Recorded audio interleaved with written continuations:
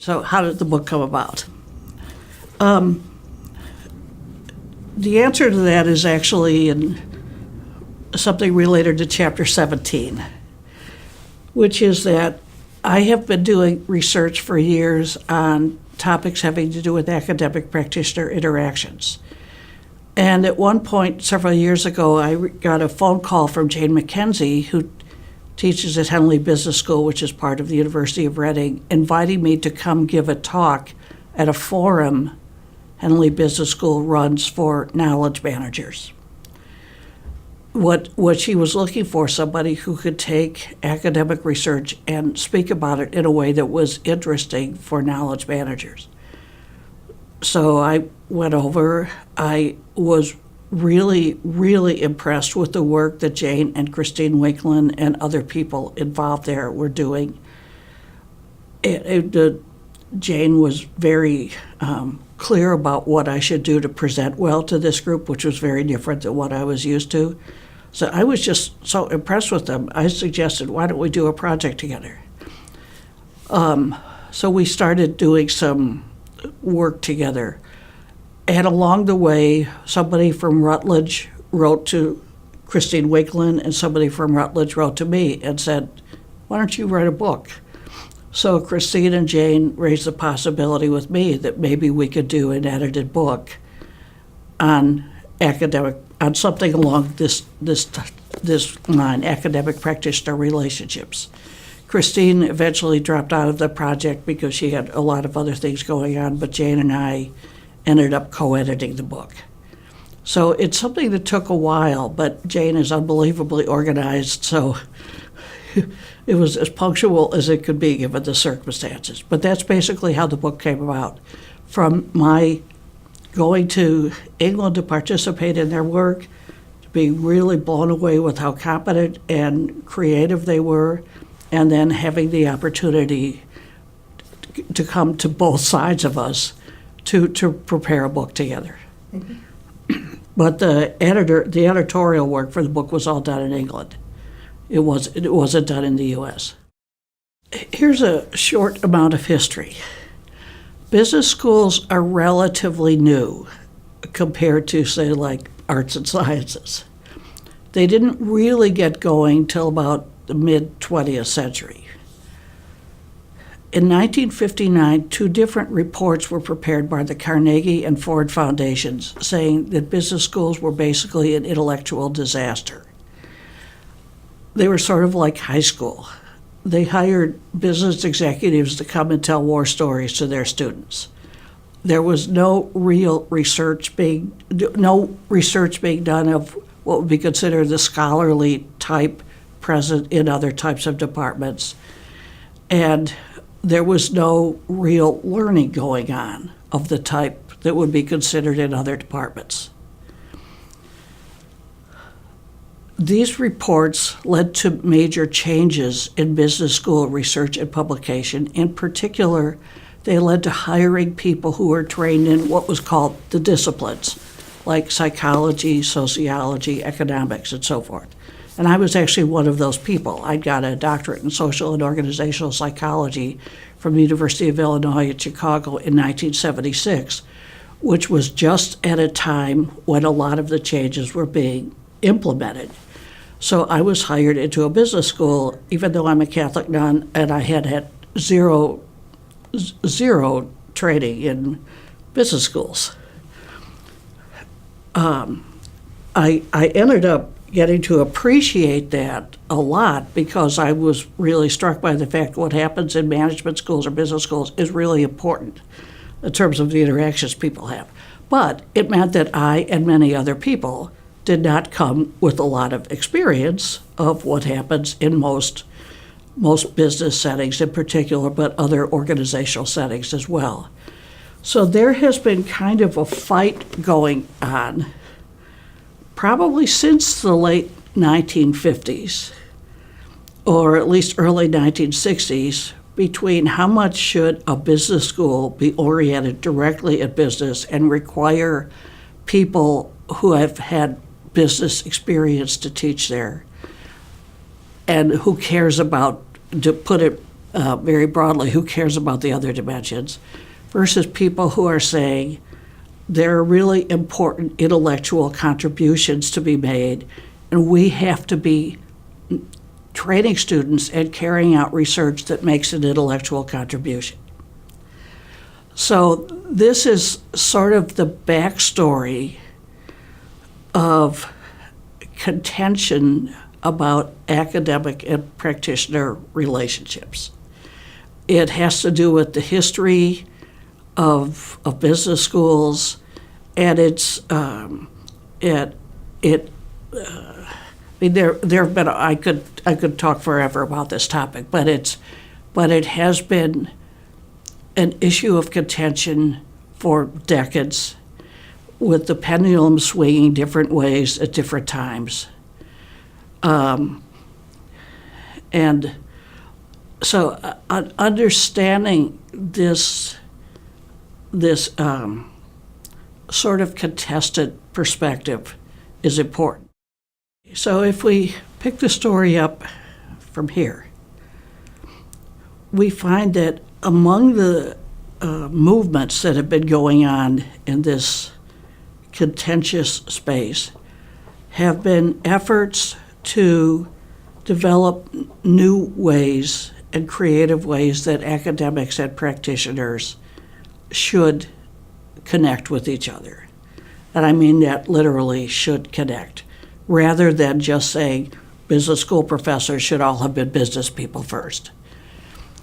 And there have been a variety of these over the decades, but from the perspective of working with people in the UK, one of the important ones was at the beginning of the 21st century, and it was a discussion of something called Mode 2, which was actually based on work in the British government for the natural sciences in the early to mid 1990s, that said research should be different. It should not be just scholarly research in science. Research should be academics and practitioners conducting scholarly research together, and the research should address the issues that practitioners are concerned about. And then this was adapted sort of into management. At the same time that was going on, Sarah Rines, a good friend of mine from the University of Iowa, had been doing research about whether scholarly articles that were published that were based on a lot of knowledge about what actually happens in management or other kinds of organizational settings ended up being much more influential, much more influential from an academic perspective. So then articles that did not take that into account. So she invited me and somebody else to co-edit a special issue of the Academy of Management Journal that was all about academic and practitioner relationships and how academics and practitioners can learn together. That was also that issue ended up being also very influential. So the answer to the question about why these are important, one of the main answers is that this is an ongoing dialectic in schools of management. Maybe less so for people who are management practitioners who don't think of themselves as management practitioners. They just think of themselves doing their job. But it is an ongoing dialectic for people in schools of management. What should our role be in relation to people who actually do the work of running organizations or participating in organizations? What should academics' role be, for example, in relation to people who actually have to run a library, not necessarily write scholarly articles about running a library? And that is a tension that's ongoing. But as you can see, there have been efforts that have been made to make it much more salient in ways that don't just leave it as here's this battle, but here's some of the ways the issue can be joined. And I'll add there's one more dimension that's important now in the UK. In the UK now, every department in every university has to fill out a report approximately every 5 years. That's a measure of all the activity that has taken place in the department. And then it's called now the Research Excellence Framework, I think. So when Gordon Brown was Chancellor of the Exchequer, this report now includes something like 25% of the rating has to do with your impact on practice. And this would include, say, history departments, and I'm not saying it exactly right, but that's the major point. This includes philosophy departments, but that kind of initiative by the government in the UK has certainly made academic-practitioner relationships incredibly important, and certainly very salient to folks in the UK. I mentioned some of the things that have been going on so far, like the discussion of Mode 2, the idea that academics and practitioners can learn together. The efforts like that have often emphasized, here is the way you should do this. And we don't agree. Partly because when books emphasize this is the way you should do this, anybody who does something different doesn't fit that. And also a lot of people just think Mode 2 is not very good, so why should we do it? And because the issue is contentious, one of the things that we are trying to do in this book is to make it a book that's along the journey. Rather than say, we have this theoretical foundation that tells you how you should act, what we're trying to do in this book is to say, look at all the things that are already going on in multiple countries, on multiple continents. They aren't all the same. They don't all follow one philosophical perspective.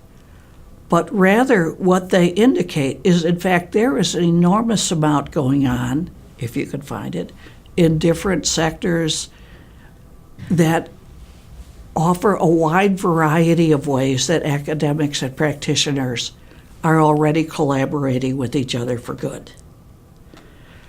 And there isn't any other book that does something like that. So we think it's an important contribution because it says to people, oh, you're interested in this topic? Well, let us show you some ways it's going on, as opposed to, aren't you stupid because you don't get it? So that's basically what we're trying to do, is to say, look at this variety of initiatives that are present that can be built on. And we encourage you building on it, rather than you doing it the way Mode 2 says. The three sections are basically intellectual foundations for academic-practitioner relationships. How does an academic in particular, or somebody trained in academia, develop the capacity to work jointly with somebody who's a little different from them and operates out of a very different perspective, for whom their salary does not depend mostly on how many citations their journal articles get. And then the third one is the multiple examples of people carrying out academic-practitioner relationships. So the first section has some chapters. Actually, there are two other BC folks, Richard Nielsen and Sandra Waddick, who have chapters in this section too. It basically goes back as far as Aristotle in thinking about the importance of phronesis, and as recently as Bernard Lonergan, who was a Jesuit philosopher, theologian who died a few years ago, whose underlying work was supportive of academic practitioner relationships. The second chapter about developing capabilities includes materials in particular on what Andy Van de Ven, who has been enormously influential in this area, refers to as engaged scholarship, where scholarship is designed from the beginning to deal with issues of concern to practice. Not just, can we say something? It also includes the fact that engaged scholarship includes by definition a number of paradoxes. I've mentioned that this is all an ongoing dialectic, and dealing with the materials is likely to be dialectic and paradoxical. It has to do with how the craft is learned for academics to develop the capacity to collaborate with practitioners. In other words, it assumes that you don't just walk in and say, I know how to collaborate with you. Will you give me access to your company so I can collect data? And then I'll let you know if we publish something. It's not that at all, and it requires a very different type of relationship. And then the third section is multiple examples from around the world of people carrying out academic practitioner relationships. So I'll mention a few of the people here. One is Laura Empson, who's from the UK, who worked at one of the big four accounting firms for years and is now a university professor and goes back and forth between the worlds of accounting. She's been on the board of one of the large accounting firms and being an academic and figuring out how to balance that. Sue Moorman works for the Center for Effective Organizations in California. That is, in some ways, a consulting component of the University of Southern California. They're engaged in efforts with several different universities in Europe to deal together with issues of climate change. Ralph Heyman and Christy Fasser, who are in South Africa, belong to the Network for Business Sustainability, which is an academic practitioner relationship, and they're talking about what their experience is of bridging academics and practitioners within that network for sustainability. The Guillaume Carton and Stephanie Dameron, who are French and whose names I am undoubtedly mispronouncing, talking about constructs that are developed from management and then what happens to them. Todd Ladman and his collaborators are talking about the development of scales to measure certain constructs, which they've done jointly with practitioners. Jane McKinsey and Christine Van Winkelen in the chapter I talk about their knowledge, the Henley Forum for what is now called Organizational Learning and Knowledge Strategy, which translates into folks, talking about what that program has involved for years. And then Jennifer Kurkowski, who has a PhD but works at Google's Innovation Lab, is talking about what it is to do academic work purely within a work organization that's not an academic setting. So this is just one illustration of what we're trying to do to show, look, there are all kinds of ways to develop these relationships. It does take a while for the relationships to develop. This does have an intellectual foundation that stretches back to Aristotle. And so just look at the possibilities. And our hope is to help you develop the capacity to do this effectively in whatever way you want to do it.